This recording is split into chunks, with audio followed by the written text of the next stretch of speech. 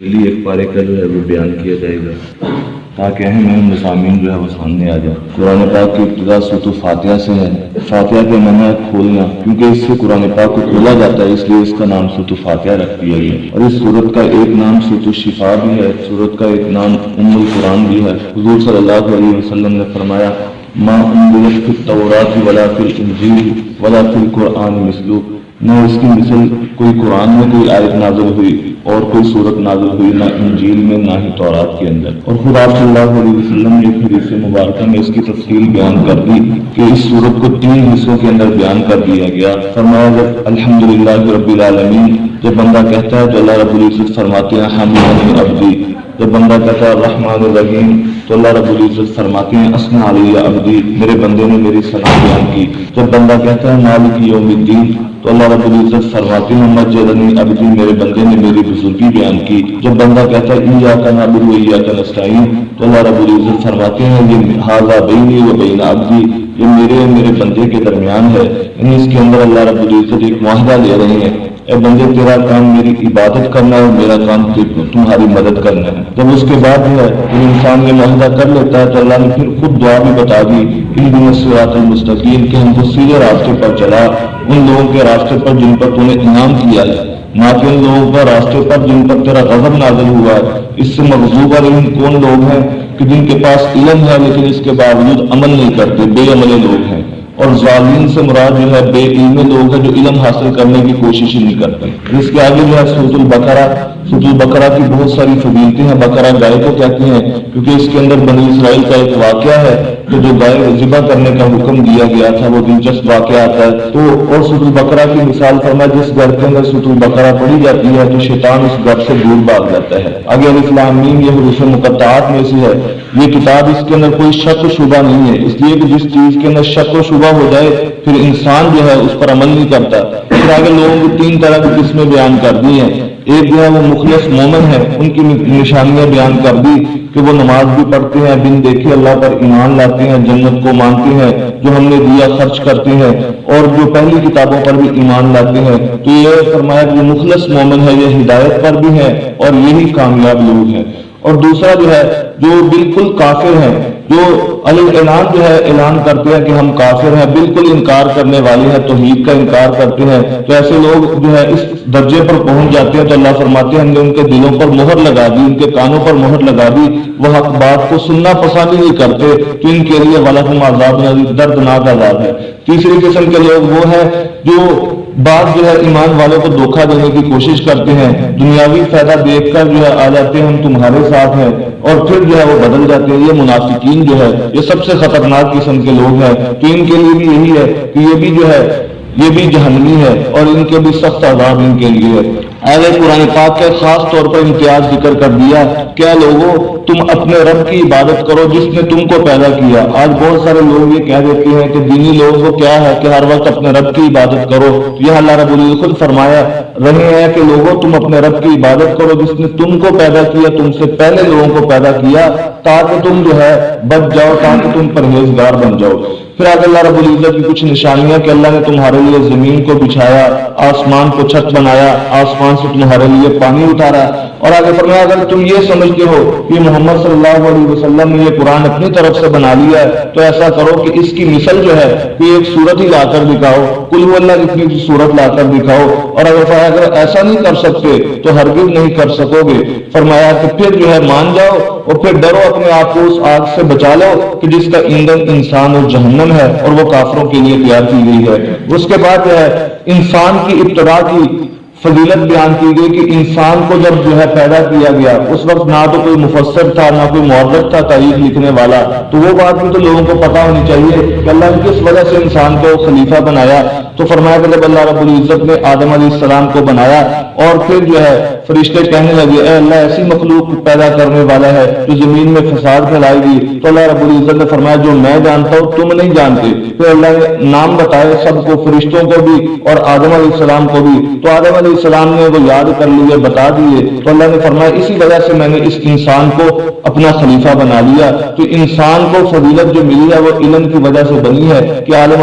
علیہ السلام کے پاس علم تھا۔ پھر آدم علیہ السلام کو جب جنت کے اندر بہکایا گیا تو شیطان نے ان کو بہکا دیا، تو پھر اللہ نے ان سے امتحان لیا اور پھر کہا کہ تم اور تمہاری بیوی جو ہے وہ جنت سے چلے جاؤ، اور پھر انہوں نے ایک دانہ کھا لیا، پھر ان کو جنت سے دنیا کی طرف اتار دیا گیا۔ اس کے اندر بھی نشانیاں۔ اور آگے بنی اسرائیل والوں کا تذکرہ ہے۔ حضرت ابراہیم علیہ السلام کے دو بیٹے تھے، ایک کا نام جو ہے اسماعیل اور ایک کا نام اسحاق۔ پھر اسحاق کے آگے ایک بیٹا تھا جس کا نام تھا یعقوب۔ یعقوب کا لقب جو ہے وہ اسرائیل تھا، جن کی اولاد کو بنی اسرائیل کہا جاتا ہے۔ تو بنی اسرائیل کی بہت سارے اللہ نے ان پر انعامات کیے۔ فرمایا ان پر یہ انعامات تھے کہ ان کے لیے منت سلوہ آسمانوں سے اترتا تھا، اور ان کے لیے جو ہے اوپر جو ہے فرمایا کہ بادل جو ہے وہ ان کے سایہ کرتے تھے، دھوپ بھی ان پر نہیں آتی تھی، لیکن اس کے باوجود بھی وہ لوگ جو ہے وہ ایمان نہیں لاتے تھے۔ پھر فرعون کا تذکرہ ہے کہ فرعون جو ہے وہ کتنے لوگوں، اے بنی اسرائیل والوں تم کو فرعون سے بچایا جو کتنی تکلیفیں دیتا تھا، کہ عورتوں کو زندہ رکھتا تھا،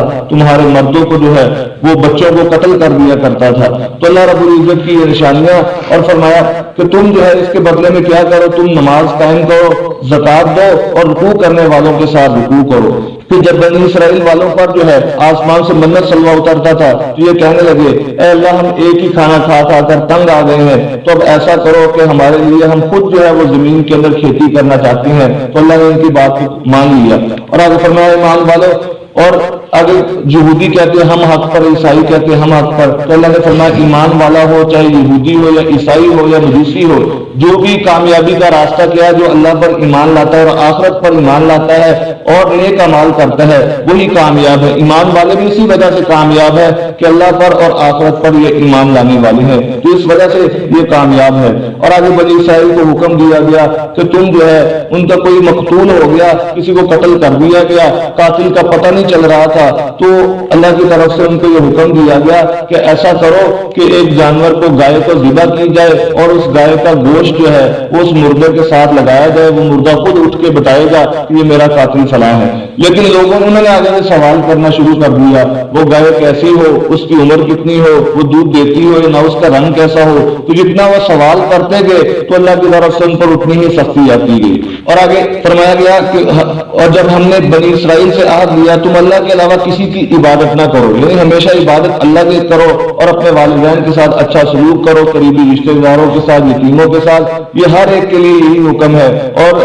اور ان کے ساتھ اچھی بات کرو، نماز قائم کرو، زکات ادا کرو۔ اور جب جو ہے ہم نے ان سے وعدہ کیا تم آپس کے اندر خون نہیں بہاؤ گے، لیکن اس کے باوجود جو ہے وہ ان باتوں کو نہیں مانتے تھے۔ اور آگے فرمایا کہ ہم نے موسیٰ علیہ السلام کو کتاب دی، اور ان کے بعد بھی ہم نے بہت سارے رسول بھیجے، اس کے اندر موسیٰ علیہ السلام کا پھر واقعہ چلتا ہے۔ اور آگے فرمایا کہ بعض جو ہے کافر کہنے لگے کہ ہم جبریل کو نہیں مانتے، تو اس پر اللہ رب العزت نے فرمایا جو کہہ دو کہ جو جبریل جو ہے وہ اپنی طرف سے نہیں آتا، وہ تو اللہ رب العزت کی طرف سے ہی پیغام لے کر آتے ہیں۔ جب جبریل کا انکار ہوگا تو گویا وہ اللہ کی بات کا انکار کر رہے ہیں۔ اور فرمایا کہ جو اللہ کا دشمن، فرشتوں کا دشمن اور رسولوں کا دشمن جبریل اور میکائیل کا دشمن ہے، وہ در حقیقت اللہ کے دشمن ہے، اور اللہ رب العزت پھر کافروں کو بھی اپنا دشمن بناتے ہیں۔ اور آگے جو ہے ایک لفظ جو ہے ایمان والوں کو یہ بتا دیا گیا، کوئی ایسا لفظ جو ہے جو ذو معنی ہو، جس کے معنی کے اندر کوئی بے ادبی کا بھی عنصر ہو، وہ لفظ استعمال نہ کرو۔ حضور صلی اللہ علیہ وسلم کے پاس صحابہ آتے تو وہ فرماتے تھے رائنا یا رسول اللہ کہ ہماری رعایت کیجیے، ہماری طرف دیکھیے۔ تو بعض جو ہے وہ کافر جو تھے وہ ایسا کرتے تھے، وہ رائنا یا منافق رائنا کا لفظ کہ اس کا ایک معنی چرواہا بھی آتا تھا کہ ہماری طرف جو ہے، تو چرواہے کا معنی وہ استعمال کرتے تو وہ مسکراتے۔ تو اللہ رب العزت نے فوراً ایمان والوں کو فرما دیا اے ایمان والوں تم جو ہے نہ کہو رائنا بلکہ یہ کہو انظرنا، اے محبوب ہماری طرف نگاہ کرم کیجیے، یہ لفظ استعمال کرو۔ اور آگے فرمایا کہ یہودی کہتے ہیں یہ عیسائی کسی چیز پر نہیں، عیسائی کہتے ہیں یہودی کسی چیز پر نہیں، تو اللہ رب العزت فرماتے ہیں کہ یہ دونوں کسی چیز پر نہیں، حق والے تو ایمان والے ہیں، کہ ایمان والے وہی جو ہے وہ کامیاب لوگ ہیں۔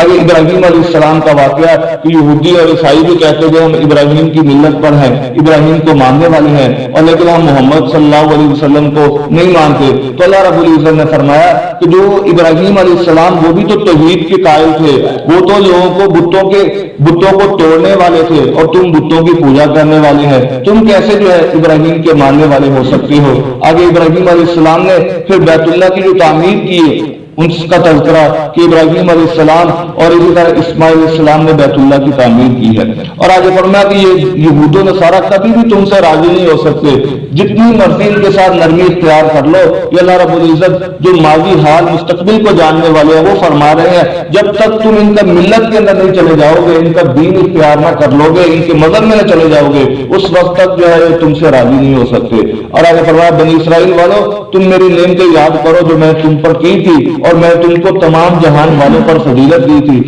اس امت محمدیہ سے پہلے سب سے زیادہ فضیلت والی امت جو تھی وہ بنی اسرائیل کی امت تھی. اور آگے فرمایا کہ جو بھی ملت ابراہیمی سے منہ موڑتا ہے وہ اپنے آپ کو تباہ کر لیتا ہے.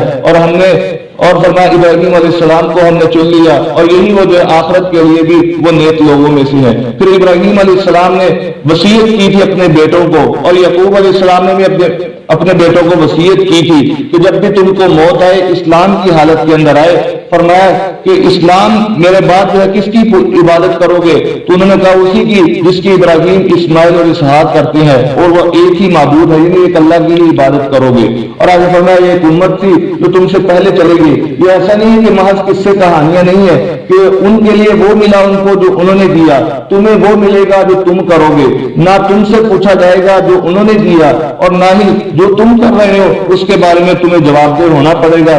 پروردگار کی بارگاہ میں پیش ہونا پڑے گا. اور آگے فرمایا گیا اگر یہ ایمان لے منافق لوگ ایمان لے جیسا کہ تم ایمان لائے ہو تو یہ ہدایت پا جائیں گے. تو اس کے اندر صحابہ کرام کی ایک عظمت بھی ذکر کر دی گئی کہ جس طرح سارے صحابہ کا ذکر ہے، جس طرح سارے صحابہ ایمان لائے منافق کی بھی ایمان لے آئے، تو فرمایا کہ یہ ہدایت پا جائیں گے، کامیاب ہو جائیں گے. اور آگے فرمایا کہ صبغت اللہ کا رنگنا. تو اس سے معلوم ہو گیا کہ کسی خاندان کا ساتھ تعلق ہونا یا روحانی تعلق ہونا یہ انسان کو کبھی کام نہیں آئے گا جب تک انسان خود نیک اعمال نہیں کرتا. اگر خود نیک اعمال کرنے والا ہے تو فرمایا کہ وہ پھر تو کامیاب ہے، ورنہ کسی نبی کی اولاد کا ہونا یہ انسان کے لیے آخرت کے اندر نجات کا ذریعہ نہیں ہوگا. پر جیسے ابراہیم علیہ السلام کے والد جو تھے، اور اسی طرح اور بھی حضرت نوح علیہ السلام کی بیوی جو تھی بیٹا تھا ایمان نہیں لائے تو ان کو نبی کا بیٹا ہونا وہ کامیاب نہیں ہوا. فرمایا کہ یہ امت ہے جو پہلے گزر چکی اور تمہارے لیے وہی ہوگا جو تم کر رہے ہیں، اور نہ تم سے پوچھا جائے گا جو وہ کرتے تھے.